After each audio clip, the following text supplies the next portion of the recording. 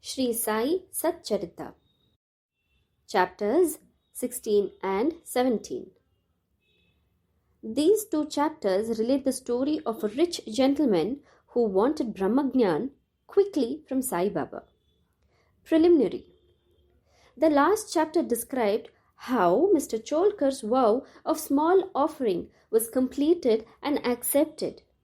In that story, Sai Baba showed that he would accept with appreciation any small thing offered with love and devotion. But if the same thing was offered with pride and haughtiness, he would reject it.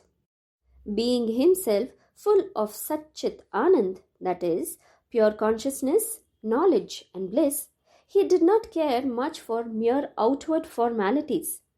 But if an offering was made in a modest and humble spirit, the same was welcome, and he accepted it with pleasure and avidity. In fact, there is no person more generous and benevolent than a Sadguru like Sai Baba. He cannot be compared to the Chintamani jewel, the Kalpatru, that is the celestial tree which fulfills our desires, or the Kamadhenu, the celestial cow which yields what we desire. They give us only what we desire, but the Sadguru gives us the most important, precious thing that is inconceivable and inscrutable. Now, let us hear how Sai Baba disposed of a rich man who came to him and implored him to give him Brahma Gnyan. There was a rich gentleman.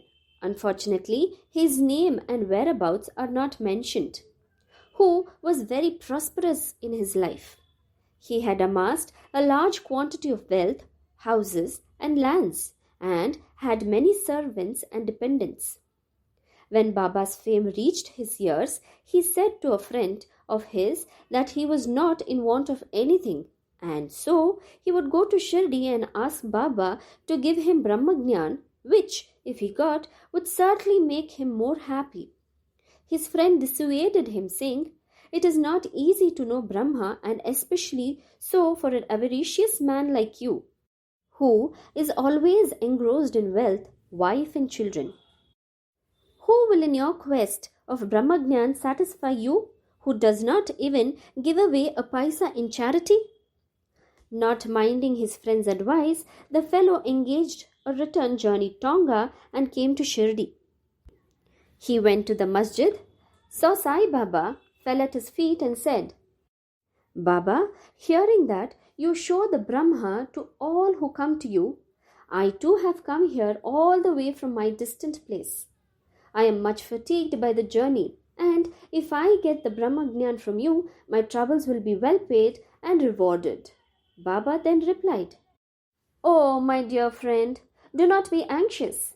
I shall show you the Brahma. Many people come to me and ask for wealth, health, power, honor, position, cure of diseases, and other temporal matters. Rare is the person who comes to me and asks for Brahma Gnyan. There is no dearth for persons asking for worldly things, but persons interested in spiritual matters are very rare. I think it is a fortunate and auspicious moment when persons like you come and ask me for Brahma Gnyan. So forthwith I show to you with pleasure the Brahma with all its accompaniments and complexities." Saying this, Baba started to show him the Brahma. He made him sit there and engaged him in some other talk, and thus made him forget his question for the time being. Then he called a boy and told him to go to one Nandu Marwadi and get him a loan of 5 rupees. The boy left and returned immediately, saying that Nandu was absent and his house was locked. Then Baba asked him to go to Bala Grocer and get from him the said loan. This time also the boy was unsuccessful. This experiment was repeated again twice or thrice with the same result. Sai Baba was, as we know, the living and moving Brahma incarnate. Then someone may ask, why did he want the paltry sum of 5 rupees and why did he try hard to get it? Really, he did not want this sum at all. He must have been fully knowing that Nandu and Bala were absent, and he seemed to have adopted this procedure as a test for the seeker of Brahma. That gentleman had a roll or bundle of currency notes in his pocket, and if he really was earnest, he would not have sat quiet and be a mere onlooker when Baba was frantically trying to get a paltry sum of 5 rupees. He knew that Baba would keep his word and repay the debt, and that the sum wanted was insignificant. Still, he could not make up his mind and advance the sum. Such a man wanted from Baba the greatest thing in the world, that is, the Brahma Gnyan. Any other man who really loved Baba would have given him a sum of 5 rupees at once instead of being a mere onlooker. It was otherwise with this man. He advanced no money, nor did he sit silent, but began to be impatient as he was in a haste to return and implored Baba, saying, "Oh Baba, please give me that Brahma Gnyan soon." Baba replied, "Oh, my dear friend, did you not understand at all the procedure that I went through, sitting in this place, for enabling you to see the Brahma? It is in short this.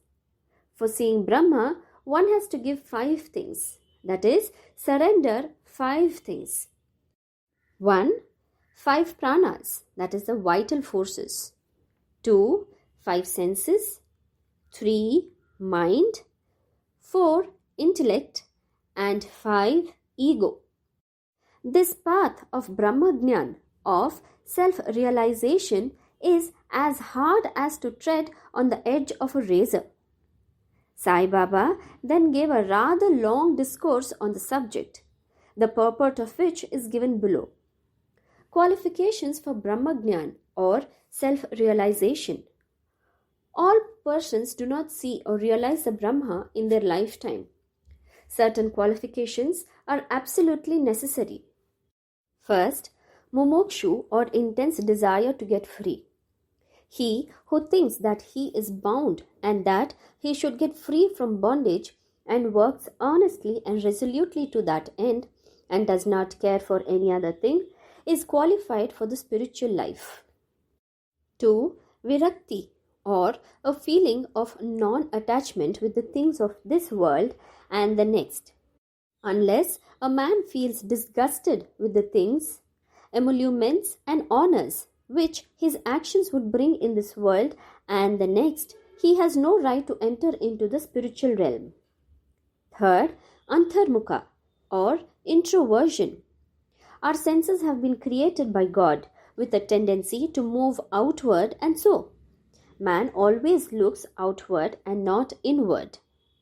He who wants self-realization and immortal life must turn his gaze inwards and look to his inner self.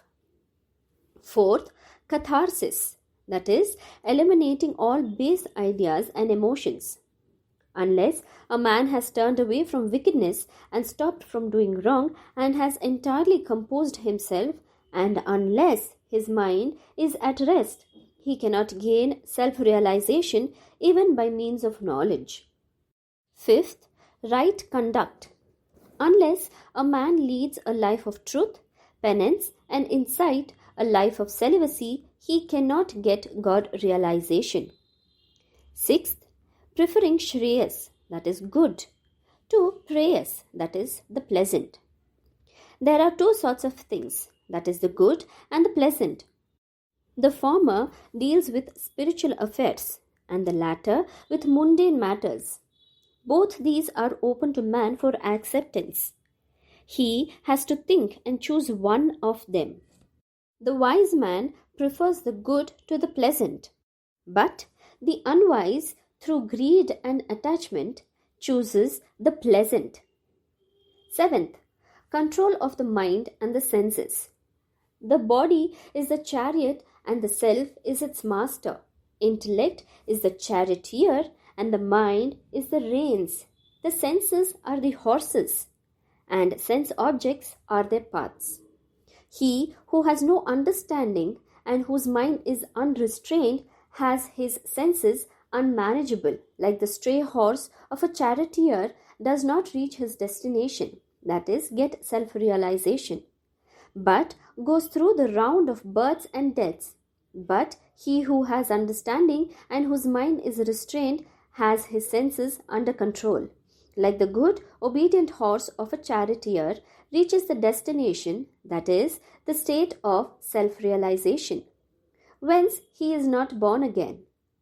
The man who has understanding as his charioteer, that is, guide, and is able to rein his mind, reaches the end of the journey, which is the supreme abode of all-pervading Vishnu.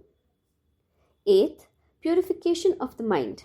Unless a man discharges satisfactorily and disinterestedly the duties of his station in life, his mind will not be purified, and unless his mind is purified, he cannot get self-realization. It is only in the purified mind that vivek, or disattachment to the unreal, crop up and lead on to self-realization. Unless egoism is dropped, avarice got rid of, and the mind made desireless, that is pure, self-realization is not possible. The idea that I am the body is a great delusion and attachment. To this idea is the cause of bondage. Leave off this idea and attachment, therefore, if you want to reach the goal of self-realization. 9th, the necessity of a guru. The knowledge of the self is so subtle and mystic that no one could, by his own individual effort, ever hope to attain it. So, with the help of another person, that is teacher, who has himself got self-realization, is absolutely necessary. When others cannot give with great effort and pains, can easily be gained with the help of such a teacher. For he has walked on the path himself and can easily take the disciple step by step on the ladder of spiritual progress. 10th, and lastly, the Lord's grace is the most essential thing. When the Lord is pleased with anybody, he gives him viveka and vairagya and takes him safe beyond the ocean of mundane existence. The self cannot be gained by the study of Vedas, nor by intellect, nor by learning. He whom the self chooses gains it. To him the self reveals its nature, says the Katha Upanishad. After the dissertation was over, Baba turned to the gentleman and said, "Well, sir, there is in your pocket the Brahma in form of 50 times of 5. That is 250 rupees. Please take that out." The gentleman took out from his pocket the bundle of currency note, and to his great surprise found, on counting them, that there were 25 notes of 10 rupees each. Seeing this omniscience of Baba, he was moved and fell at Baba's feet and craved for his blessings. Then Baba said to him, "Roll up your bundle of Brahma, that is currency notes. Unless you completely get rid of your avarice or greed, you will not get the real Brahma. How can he whose mind is engrossed in wealth, progeny and prosperity expect to know the Brahma without removing his attachment for them? The illusion of attachment or the love for money is a deep eddy, that is whirlpool of pain, full of crocodiles in the form of conceit and jealousy. He who is desireless can alone cross this whirlpool. Greed and Brahma are asunder as poles. They are eternally opposed to each other. Where there is greed, there is no room for thought or meditation of Brahma. Then how can a greedy man get dispassion and salvation? For a greedy man, there is no peace, neither contentment nor steadiness. If there be even a little trace of greed in mind, all the sadhanas, that is spiritual endeavors, are of no avail.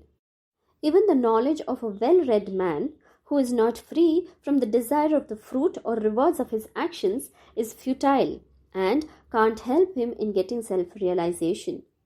The teachings of a guru are of no use to a man who is full of egoism and who always thinks about the sense objects. Purification of mind is absolutely necessary. Without it, all our spiritual endeavors are nothing but unless show and pomp. It is therefore better for one to take only what he can digest and assimilate. My treasury is full and I can give anyone what he wants, but I have to see whether he is qualified to receive my gift. If you listen to me carefully, you will be certainly benefited. While sitting in this masjid, I never speak any untruth. When a guest is invited to a house, all the members of the household and other friends and relatives that happen to be present are entertained along with the guest. So, all those that were present in the masjid at that time could partake of the spiritual feast that was served by Baba for the rich gentleman. After getting Baba's blessings, one and all, including the gentlemen, left the place quite happy and contented. There are many saints who, leaving their houses, stay in forest, cave, or hermitages, and in solitude in order to get liberation or salvation for themselves. They do not care for other people and are always self-absorbed. Sai Baba was not such a type. He had no home, no wife, no progeny, nor any relations near or distant. Still, he lived in the world, that is society. He begged his bread from 4 or 5 houses, always lived at the foot of the neem tree, carried on worldly dealings, and taught all the people how to act and behave living in this world. Rare are the sadhus and saints who, after attaining God vision, strive for the welfare of the people. Sai Baba was the foremost of these, and therefore, says Hemadpant, blessed is the country, blessed is the family, and blessed are the chaste parents, where this extraordinary, transcendent, precious, and pure jewel Sai Baba was born. Om Sai Ram.